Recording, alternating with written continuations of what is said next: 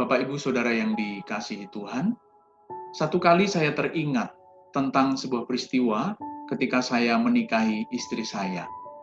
Di dalam sebuah pemberkatan nikah, saat itu kami berdua mengucapkan janji nikah kami.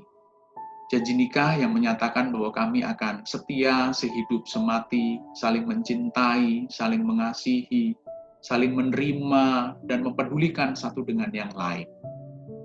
Dan setelah pemberkatan nikah itu selesai dilangsungkan, lalu kami menikmati resepsi pernikahan bersama dengan saudara, kerabat, sahabat, dan handai tolan, kami menyadari ketika kami melewati hidup pernikahan kami, untuk membuktikan janji nikah kami itu ternyata tidak mudah.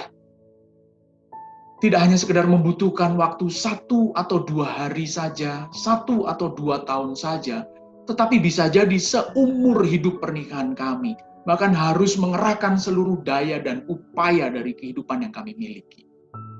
Kami sadar bahwa ternyata tidak mudah untuk membuktikan janji nikah kami itu.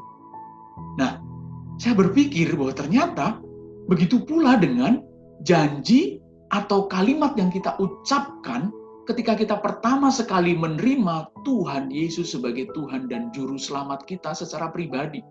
Apakah lalu setelah kita mengucapkan kalimat penerimaan kita kepada Tuhan Yesus Kristus sebagai Tuhan dan Juru Selamat kita secara pribadi itu membuat lalu iman kita selesai dan sempurna begitu saja? Digenapkan semua ucapan janji kita kepada Tuhan itu ketika kita selesai mengucapkannya? Saya yakin tidak. Jika kita memiliki pemahaman dan pemikiran seperti itu, maka sebenarnya kita sedang menjadikan kekristenan sebagai agama yang murahan. Betapa murah agama Kristen jika hanya sekedar dinilai seharga ucapan kalimat kita saja.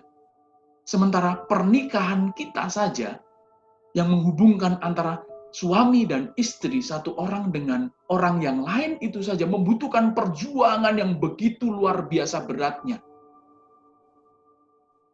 Bagaimana mungkin hubungan antara saya yang adalah manusia dengan Tuhan yang maha mulia itu selesai hanya sekedar dengan mengucapkan kalimat percaya yang seringkali dimaknai sebagai kalimat iman itu? Saya yakin tidak demikian. Nah, itulah sebabnya Rasul Paulus mengingatkan kepada kita di dalam Filipi pasal yang kedua, ayat yang ke-12 sampai dengan ayat yang ke-14. Hai saudara-saudaraku yang kekasih, kamu senantiasa taat. Karena itu tetaplah kerjakan keselamatanmu dengan takut dan gentar. Bukan saja seperti waktu aku masih hadir, tetapi terlebih pula sekarang waktu aku tidak hadir. Karena Allah lah yang mengerjakan di dalam kamu baik kemauan maupun pekerjaan menurut kerelaannya. Lakukanlah segala sesuatu dengan tidak bersungut-sungut dan berbantah-bantahan. Lihat, Rasul Paulus mengingatkan bahwa kita harus mengerjakan keselamatan kita dengan takut dan gentar. Ada perjuangan di situ. Ergon, kata mengerjakan di situ.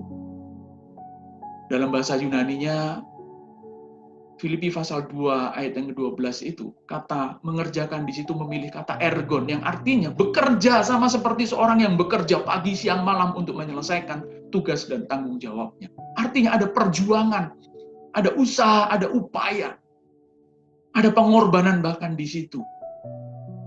Nah, bagaimana mungkin hubungan antara manusia yang bukan siapa-siapa ini sebenarnya dengan Sang Khalik hanya dimaknai dengan sekedar kalimat percaya saja? Betapa rendah pemahaman seperti itu.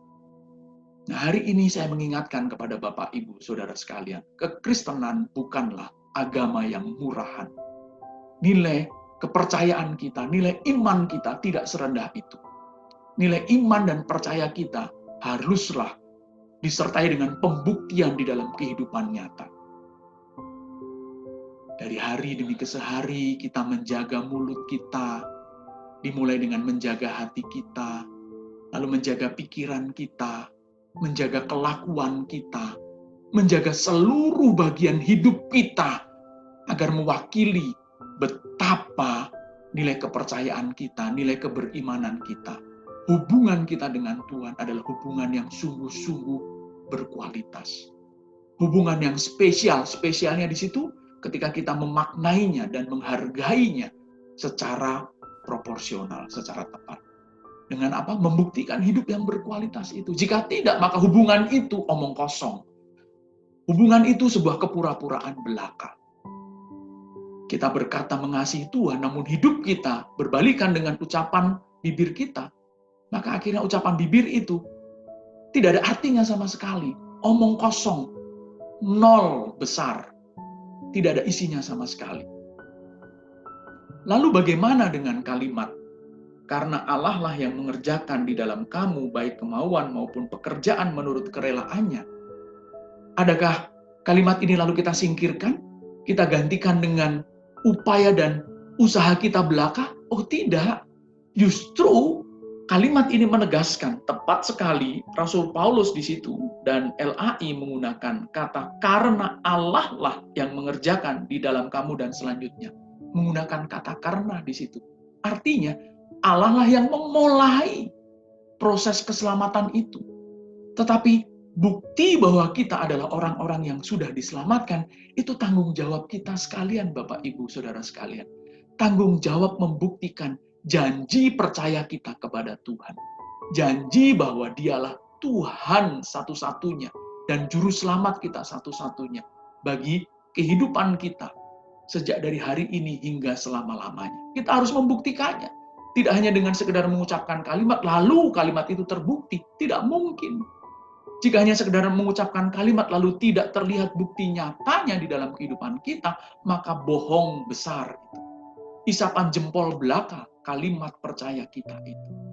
Dan kita telah menjadikan kekristenan menjadi agama murahan. Dan melalui pesan saya kali ini, saya mengingatkan, jangan jadikan kekristenan sebagai agama murahan.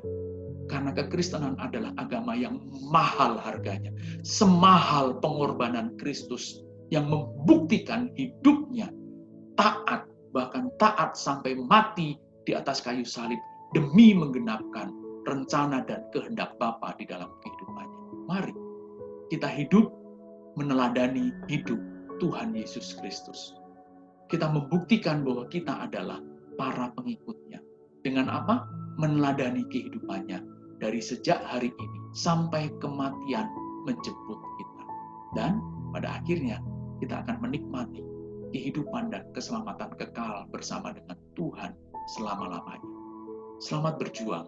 Tuhan Yesus memberkati.